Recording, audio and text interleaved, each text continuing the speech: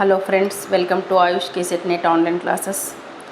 ಇವತ್ತಿನ ತರಗತಿಯಲ್ಲಿ ಇತ್ತೀಚೆಗೆ ನಡೆದ ತುಮಕೂರು ವಿಶ್ವವಿದ್ಯಾನಿಲಯದ PhD ಪ್ರಶ್ನೆ ಪತ್ರಿಕೆಯ ಕೀ ಆನ್ಸರ್ ಕುರಿತು ಚರ್ಚೆ ಮಾಡೋಣ.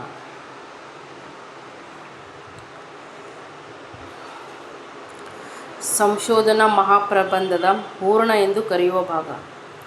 ಸಂಶೋಧನಾ ಮಹಾಪ್ರಬಂಧದ ಹೂರಣ ಎಂದು ಕರೆಯುವ ಭಾಗ ಅಧ್ಯಾಯಗಳು. ಆಯ್ಕೆ ಬಿ ಅಧ್ಯಾಯಗಳು. ಸಂಶೋಧನಾ ರೂಪದ ಲೇಖನವನ್ನು ಹೀಗೆಂದು ಕರೆಯುತ್ತಾರೆ. ಸಂಶೋಧನಾ ರೂಪದ ಲೇಖನವನ್ನು ಸಂಪ್ರಬಂಧ ಎಂದು ಕರೆಯುತ್ತಾರೆ. ರಿಸರ್ಚ್ ಎಂಬುದಕ್ಕೆ ಕನ್ನಡದಲ್ಲಿ ಸಂವಾದಿ ಪದ. ರಿಸರ್ಚ್ ಎಂಬುದಕ್ಕೆ ಸಂಶೋಧನೆ ಎಂದು ಕರೆಯುತ್ತಾರೆ. ಡಿಸ್ಕವರಿ ಎಂಬುದಕ್ಕೆ ಕನ್ನಡದಲ್ಲಿ ಸಂವಾದಿ ಪದ. ಡಿಸ್ಕವರಿ ಎಂಬುದಕ್ಕೆ ಅನ್ವೇಷಣೆ ಎಂದು ಕರೆಯುವರು. ದೇಜಗೌ ಅವರ ಪ್ರಕಾರ ಸಂಶೋಧನೆ ತೇರಿನ 4 ಚಕ್ರಗಳು ಯಾವುವು? ದೇಜಗೌ ಅವರ ಪ್ರಕಾರ ಸಂಶೋಧನೆ ತೇರಿನ 4 ಚಕ್ರಗಳೆಂದರೆ ಊಹೆ, ವೀಕ್ಷಣೆ, ಸಾಮಗ್ರಿ ಸಂಗ್ರಹ, ಪ್ರಯೋಗ. ಆಯ್ಕೆ 3.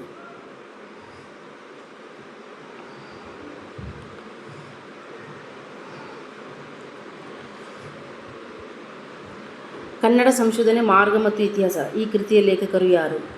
ಕನ್ನಡ ಸಂಶೋಧನೆ ಮಾರ್ಗ ಮತ್ತು ಇತಿಹಾಸ ಈ ಕೃತಿಯ ಲೇಖಕರು ಸಂಗಮೇಶ್ ಸೌದತ್ತಿಮಠ್. ಸಂಶೋಧನೆ ಆಕಾರಗಳಲ್ಲಿ ಪ್ರಥಮ ಆದ್ಯತೆ ಇರುವುದು ಯಾವುದಕ್ಕೆ? ಪ್ರಧಾನ, ಅನುಷಂಗಿಕ, ಪೂರಕ, ಪೋಷಕ. ಸಂಶೋಧನೆ ಆಕರಣಗಳಲ್ಲಿ ಪ್ರಥಮ ಆದ್ಯತೆ ಇರುವುದು ಪ್ರಧಾನ ಆಕಾರಕ್ಕೆ. ಸಂಶೋಧನಾ ಬರವಣಿಗೆ ಭಾಷೆ ಹೀಗಿರಬೇಕು. ಸಂಶೋಧನಾ ಬರವಣಿಗೆ ಭಾಷೆ ಸರಳ, ಸ್ಪಷ್ಟ, ತರ್ಕಬದ್ಧ, ನೇರವಾಗಿರಬೇಕು.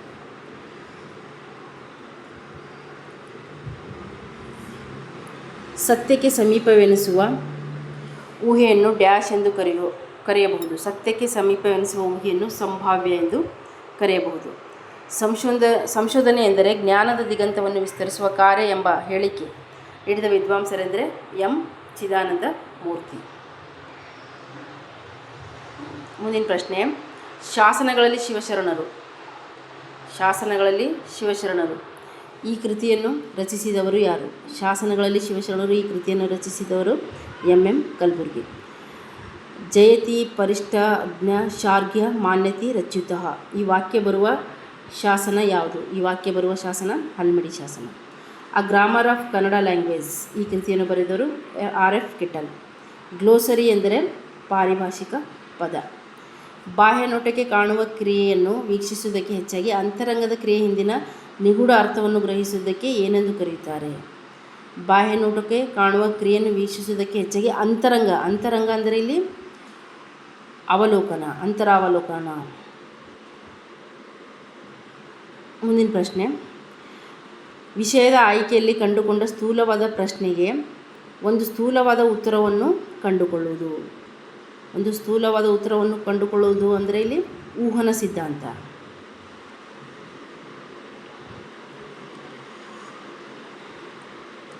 ಸಾಹಿತ್ಯವನ್ನು ಸೃಜನ, ವಿಮರ್ಶನ, ಸಂಶೋಧನೆ ಎಂದು ವರ್ಗೀಕರಿಸಲಾಗುತ್ತದೆ ಎಂದು ಹೇಳಿದವರು ಎಂ ಕಲಬುರ್ಗಿ. ಸಾಹಿತ್ಯವನ್ನು ಸೃಜನ, ವಿಮರ್ಶನ, ಸಂಶೋಧನೆ ಬಹಳಷ್ಟು ಕಾಲ ಅಲ್ಪ ವಿರಾಮ, ಅರ್ಧ ವಿರಾಮ ಮೂಲಕ ಪೂರ್ಣ ವಿರಾಮಕ್ಕೆ ಸಾಗುವ ಕ್ರಿಯೆಯಾಗಿದ್ದು, ನಿಜವಾದ ಸಂಶೋಧಕ ತಪ್ಪು ಹೇಳಬಹುದು, ಸುಳ್ಳು ಹೇಳಲಾರ. ಇದಕ್ಕೆ ಸರಿಯಾದ ಉತ್ತರ ಇಲ್ಲಿ 2 ಹೇಳಿಕೆಗಳು ಸರಿಯಾಗಿವೆ. ಈ ಕೆಳಗಿನವುಗಳಲ್ಲಿ ಯಾವುದು ಹೊಂದಾಣಿಕೆ ಆಗುತ್ತದೆ? ಈ ಕೆಳಗಿನವುಗಳಲ್ಲಿ ಆಯ್ಕೆ ಬಿ ಕರಾವಳಿ ಜಾನಪದವನ್ನು ರಚಿಸಿದವರು ಪುರುಷೋತ್ತಮ್ ಬೇಳ್ಮಲೆ. ಸಂಶೋಧಕನು ತನ್ನ ವಿಷಯದ ಕುರಿತು ಚರ್ಚಿಸುವಾಗ ಅದಕ್ಕೆ ಪೂರಕವೆಂಬಂತೆ ವಿದ್ವಾಂಸರ ವಿಚಾರಗಳನ್ನು ಯಥಾವತ್ತಾಗಿ ಉದಾಹರಿಸುವುದನ್ನು ಏನೆಂದು ಕರೆಯುತ್ತಾರೆ? ಯಥಾವತ್ತಾಗಿ ಉಚ್ಚರಿಸುವುದನ್ನು ಉದ್ಧರಣೆ ಚಿಹ್ನೆ. ಸಂಶೋಧನೆಯಲ್ಲಿ ಪರಿಷ್ಕರಣೆ ಎಂದರೆ ಆಕಾರಗಳ ಯಥಾರ್ಥತೆ, ಪೂರ್ಣತೆ ಮತ್ತು ಸಾಮಂಜಸ್ಯವನ್ನು ಪರಿಶೀಲಿಸುವ ಒಂದು ಕ್ರಮ. ನವಜೀವನ ಪತ್ರಿಕೆ ಸಂಪಾದಕರು ದೇವುಡು. ಸಂಶೋಧನೆ ಎಂಬ ಪದಕ್ಕೆ ಸಂವಾದಿಯಾಗಿ ಆರಾಯ್ಚಿ ಎಂಬ ಯಾವ ಭಾಷೆಯಲ್ಲಿ ಬಳಸುತ್ತಾರೆ? ತಮಿಳು. ಬಸವಣ್ಣನವರಿಗೆ ಸಂಬಂಧಿಸಿದ ಅರ್ಜುನವಾಡ ಶಾಸನವನ್ನು ಮೊದಲು ಕಂಡುಹಿಡಿದವರು ಎಸ್ ರಾಜಪುರೋಹಿತ. RI ಎಂದರೆ ಶೋಧಿಸು.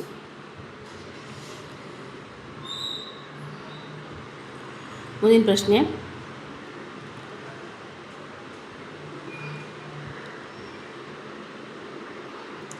ನರಸಿಂಹಾಚಾರ್ಯರಿಗೆ ಪ್ರಾಕ್ತನ ವಿಚಕ್ಷಣ ಎಂಬ ಬಿರುದು ನೀಡಿದ ರಾಜ ನಾಲ್ವಡಿ ಕೃಷ್ಣರಾಜ ಒಡೆಯರು. ಭಾರತದ ಮೊಟ್ಟಮೊದಲ ವಸ್ತು ಸಂಗ್ರಹಾಲಯ ರಾಯಲ್ ಏಷಿಯಾಟಿಕ್ ಸೊಸೈಟಿ ಸ್ಥಾಪನೆಯಾದ ವರ್ಷ 1795. ಅಡಿಟಿಪ್ಪಣಿ ಎಂದರೆ ಅಲ್ಲಿ ಕೃತಿಯ ಹೆಸರು ಹಾಗೂ ಪುಟ ಸಂಖ್ಯೆ ವಿವರಣೆ ಇರಬೇಕು, ಅದನ್ನು ಅಡಿಟಿಪ್ಪಣಿ ಎಂದು ಕರೆಯುತ್ತಾರೆ. ಎಪಿಗ್ರಾಫಿಕ ಕರ್ನಾಟಕದಲ್ಲಿ ನಡೆದಿರುವ ಸಂಶೋಧನಾ ಕಾರ್ಯಗಳು ಈ ಸಂಶೋಧನೆಗೆ ಪೂರಕವಾಗಿ ಕಂಡುಬರುತ್ತದೆ. ಯಾವ ಸಂಶೋಧನೆ? ಸಾಂಸ್ಥಿಕ ಸಂಶೋಧನೆ. ಪ್ರಶ್ನೆಗಳ ಜೊತೆಗೆ ಉತ್ತರಗಳ ಆಯ್ಕೆಯನ್ನು ನೀಡಿರುವ ಪ್ರಶ್ನಾವಳಿ ಪ್ರಕಾರಕ್ಕೆ ಬದ್ಧ ಪ್ರಶ್ನಾವಳಿ ಎಂದು ಕರೆಯುತ್ತಾರೆ. A history of Canarese literature ಈ ಕೃತಿಯನ್ನು ರಚಿಸಿದವರು EP ರೈಸ್.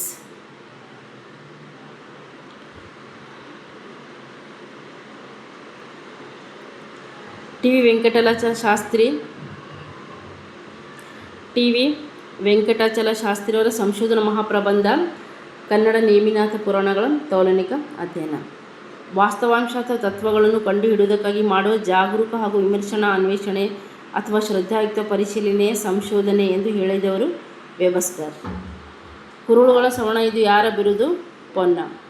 ವೈದರ್ಭಿ ಗೌಡ ಮಾರ್ಗಗಳಿಗೆ ದಕ್ಷಿಣೋತ್ತರ ಮಾರ್ಗಗಳೆಂದು ಹೆಸರಿಟ್ಟು ನಿರೂಪಿಸಿದವರು ಶ್ರೀವಿಜಯ. ನಿಜಗುಣ ಶಿವಯೋಗಿ ಬರೆದ 60 ಮೂವರ ತ್ರಿಪದಿಗೆ ಇರುವ ಮತ್ತೊಂದು ಹೆಸರು ಪುರಾತನ ತ್ರಿವಿಧಿ.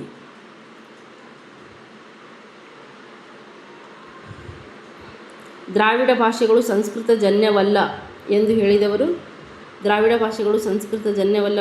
Francis white Ellis. ಹೊಸಗನ್ನಡದ ಅರುಣೋದಯ ವಿಮರ್ಶಾ ಕೃತಿಯ ಕರ್ತೃ ಶ್ರೀನಿವಾಸ್ ಹಾವ್ನೂರ್. ಶಾಸನಗಳು ಇತಿಹಾಸದ ಜೀವನಾಡಿ ಎಂದವರು BC ಛಬ್ರಾ. ಭಗವದ್ಗೀತೆಯನ್ನು ಇಂಗ್ಲಿಷ್ಗೆ ಅನುವಾದ ಮಾಡಿದವರು ಚಾರ್ಲ್ಸ್ ವಿಲಿಕ್ಸನ್ಸ್. ಪಂಚಮಿ ವಿಭಕ್ತಿಕಾರಕ ಅಪಾದಾನ. ಕೃತಿಗೆ ರಸಮೇ ಸಾರಂ ಎಂದು ಹೇಳಿದವರು ಸಾಳ್ವ.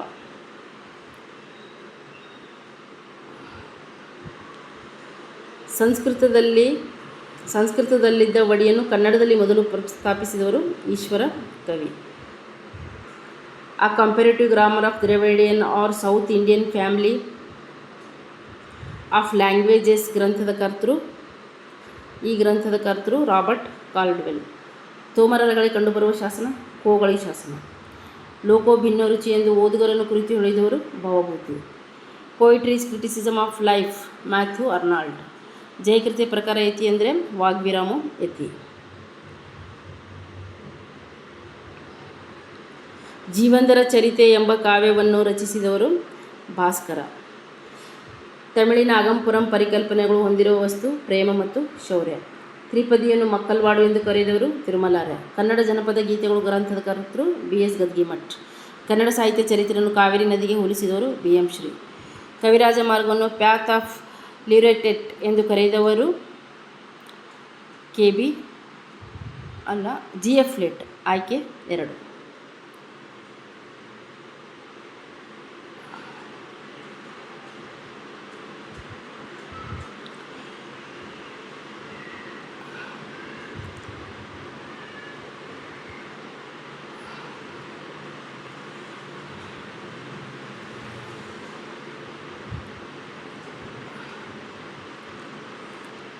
ಮುಂದಿನ ಪ್ರಶ್ನೆ,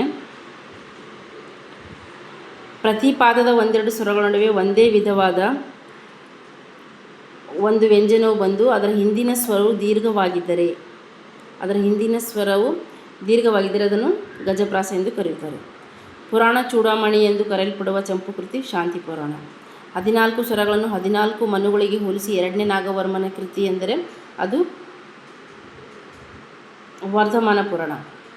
ವಚನಕಾರರು ಸಂಸ್ಕೃತದ ಆಚಾರ್ಯರಲ್ಲ, ಅಚ್ಚಗನ್ನಡದ ಬೇಸಗಾರರು ಎಂದು ಕರೆದವರು MR ಶ್ರೀನಿವಾಸಮೂರ್ತಿ. ಬಿಲ್ಲೇಶ ಬೊಮ್ಮಯ್ಯನ ಕತೆ ಬರುವ ಕೃತಿ ಸಿದ್ದರಾಮ ಚರಿತ್ರೆ. ಸಿಕ್ಕಿದಡೆ ಕೃಷ್ಣಚರಣ ಪುಣ್ಯಮೆ ಸಾಕು ಇದು ಜೈಮಿನಿ ಭಾರತದಲ್ಲಿ ಕಂಡುಬರುತ್ತದೆ. ಜೈಮಿನಿ ಭಾರತ. ಬುದ್ಧನ ಕೊನೆಯ ದಿನವನ್ನು ಕುರಿತ ಖಂಡಕಾವ್ಯ ವೈಶಾಖಿ. ಪುರಾಣ ಭಂಜನ ಸಿದ್ಧಾಂತವನ್ನು ಅಳವಡಿಸಿಕೊಂಡು ಬಂದ ಭೈರಪ್ಪ ಅವರ ಕೃತಿ ಪರ್ವ. ಅಂಬರೀಷ್ ನುಗುಡೋಣಿಯವರ ಯಾವ ಕೃತಿಗೆ ಕೇಂದ್ರ ಸಾಹಿತ್ಯ ಅಕಾಡೆಮಿ ಪ್ರಶಸ್ತಿ ದೊರೆತಿದೆ? ಅಂಬರೀಷ್ ನುಗುಡೋಣಿಯವರ ದಡ ಸೇರಿಸು ತಂದೆ 2025ರಲ್ಲಿ ಕೇಂದ್ರ ಸಾಹಿತ್ಯ ಅಕಾಡೆಮಿ ಪ್ರಶಸ್ತಿ ದೊರಕಿದೆ.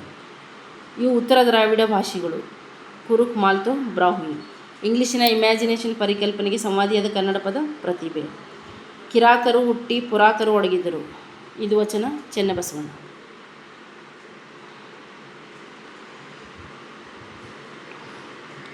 ರಗಳೆಯನ್ನು ಬಳಸಿದ ಕನ್ನಡದ ಮೊದಲ ಕವಿ ಪಂಪ. ಆಲೋಕ ಕೃತಿಯ ಕರ್ತೃ ಎಚ್.ಎಸ್. ಬಿಳಿಗಿರಿ.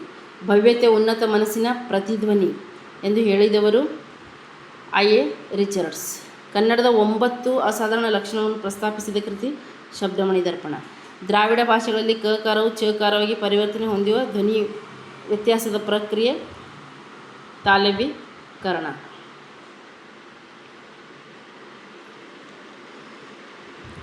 ಸಾಂಗತ್ಯ ಸಾಹಿತ್ಯದ ಗೌರಿಶಂಕರ ಎಂದು ಕರೆಯಲಾಗುವ ಕೃತಿ ಭರತೇಶ ವೈಭವ.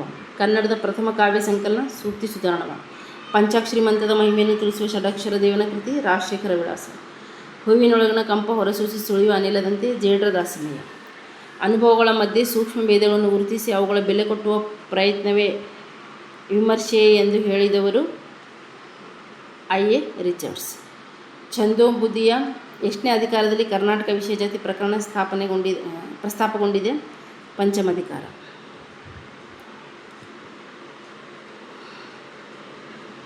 ಇವುಗಳಲ್ಲಿ ಯಾವುದು ಹೊಂದಾಣಿಕೆ ಆಗುತ್ತದೆ? ಇವುಗಳಲ್ಲಿ ಸವಿತಾ ನಾಗಭೂಷಣ್ ಕಪ್ಪು ನೆಲ ಸೊಕ್ಕಿದ ಸೂರ್ಯ, ಇದು ಆಗುವುದಿಲ್ಲ.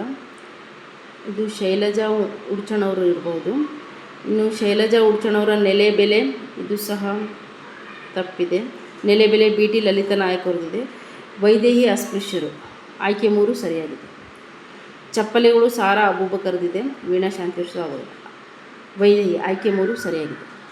ಪಾಶ್ಚಿಮಾತ್ಯರಲ್ಲಿ ಮೊಟ್ಟ ಮೊದಲ ಹಾಸ್ಯ ನಾಟಕಕಾರರು ಯಾರು? ಅರಿಸ್ಟೋಫನಿಸ್. 3 ತಲೆಮಾರುಗಳ ದಲಿತರ ಬದುಕಿನ ವಿವರಗಳನ್ನು ಚಿತ್ರಿಸುವ ದೇವನೂರು ಮಹಾದೇವ್ ಅವರ ಕೃತಿ ಯಾವುದೆಂದರೆ ಕುಸುಮಬಾಲೆ. ಎಲ್ಲ ಉತ್ತಮ ಸಾಹಿತ್ಯವು ಪುರುಷ ಚರಿತ ಸಾಹಿತ್ಯದ ಮಾದರಿಯನ್ನೇ ಆದರ್ಶವಾಗಿ ಎತ್ತಿ ಹಿಡಿದು ಸ್ತ್ರೀ ರಚಿತ ಸಾಹಿತ್ಯವನ್ನು ಕಡೆಗಣಿಸುತ್ತದೆ. ಈ ಹೇಳಿಕೆ ಅರೈನೆಟ್ ಕೋಲ್ ನೋಡಿ. ಡೆರಿಡಾನ ಮೌಲಿಕ ಗ್ರಂಥ ಆಫ್ ಗ್ರಾಮೆಟಾಲಜಿಯನ್ನು ಇಂಗ್ಲಿಷ್ಗೆ ಅನುವಾದಿಸಿದವರು ಗಾಯತ್ರಿ ಸ್ಪಿವಾಕ್.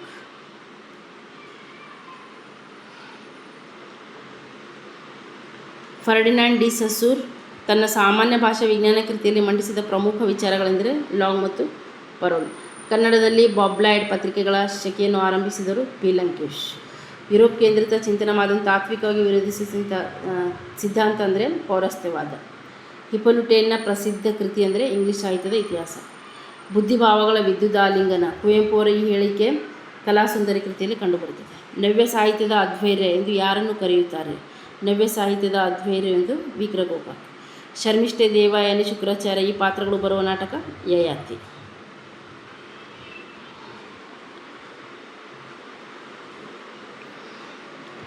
ತುತ್ತಿನ ದುಡ್ಡು ಮತ್ತು ನೀರು ಈ ಕಥೆಯ ರಚನೆಕಾರರು ಎನ್. ಕೆ. ಹನುಮಂತಯ್ಯ. ರೊಮ್ಯಾಂಟಿಕ್ ತತ್ವದ ಆಶಯವುಳ್ಳ ವಿಮರ್ಶಾ ಕೃತಿಗಳು ಆ ಮತ್ತು ಈ. ರಸೋವೈಸಹ ಮತ್ತು ಕಾವ್ಯ ಕುತೂಹಲ. ನವೋದಯ ಮತ್ತು ಸಾಹಿತ್ಯ ವಿರಾಟ್ ಸ್ವರೂಪ್. ಧರ್ಮವನ್ನು ಪ್ರಧಾನ ಮನೋಭೂಮಿಕೆಯಾಗಿಟ್ಟುಕೊಂಡು ರಚಿತವಾದ ಶಾಂತಿ ನೈತೀಸ್ ಅವರ ಕಾದಂಬರಿ ಓಂ ನಮೋ. ಇವುಗಳಲ್ಲಿ ಯಾವುದು ಹೊಂದಾಣಿಕೆ ಆಗುತ್ತದೆ? ಇವುಗಳಲ್ಲಿ ವೀಣಾ ಶಾಂತೇಶ್ವರರ ನಿರ್ದಿಗಂತ ಹೊಂದಾಣಿಕೆ ಆಗುತ್ತದೆ. ಆಯ್ಕೆ ಬಿ ಸರಿಯಾದ ಉತ್ತರ. ಶಬ್ದ ಪ್ರತಿಮೆ ಕೃತಿಯ ಕರ್ತೃ. ಶಬ್ದ ಪ್ರತಿಮೆ ಕೃತಿಯ ಕರ್ತೃ ವಿಮ್ಸ್ಯಾಟ್.